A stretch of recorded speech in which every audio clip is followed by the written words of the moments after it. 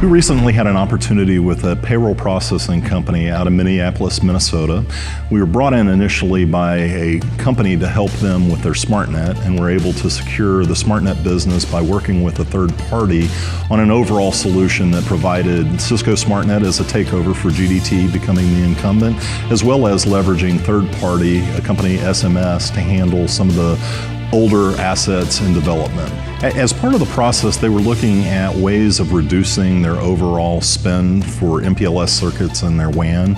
In doing so, we brought to the idea that SD-WAN may be a possible way to reduce some of the costs with circuits. The customer environment was actually was based out of MPLS circuits, internet circuits, and 4G LTE circuits. So we actually, and the customer wanted to simplify the WAN environment, the WAN routing piece and the WAN encryption pieces.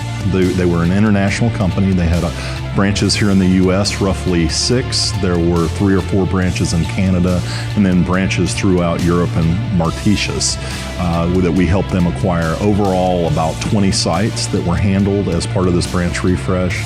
So it was all,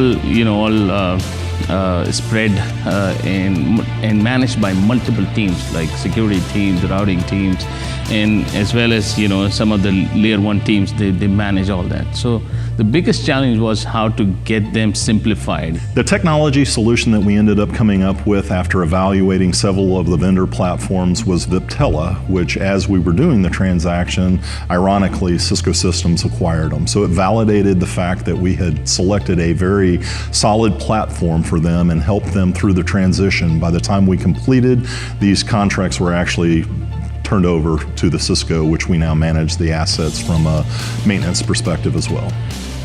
When you look at SD-WAN as a technology, it does not really, it utilizes internet. So internet, it does not really discriminate or differentiate between international site versus a local site. One of the nice things about choosing a SD-WAN technology is it's self-provisioning, so zero touch. So as part of the deployment, we did do some validation and testing in our labs here at GDT, but as the solution was being deployed, we were handling primarily the logistics. Once it was deployed, their folks actually turned it up. We provided remote access and support from an engineering team. We never really had to provide an architect on site. So the thing was, the GDT architect was sitting at GDT headquarters Dallas and doing all the configs for 60 plus sites. So and then we handed over the control back to the enterprise team. One of the big values was reduction in cost and time to market with the SD-WAN. The big impact, though, was the reduction in the circuit costs by eliminating or reducing the MPLS, and then also providing dual circuits, so higher bandwidth and access with a single management plane and ease of use and deployment. The outcome was very successful, the customer was very happy, and the tremendous ROI.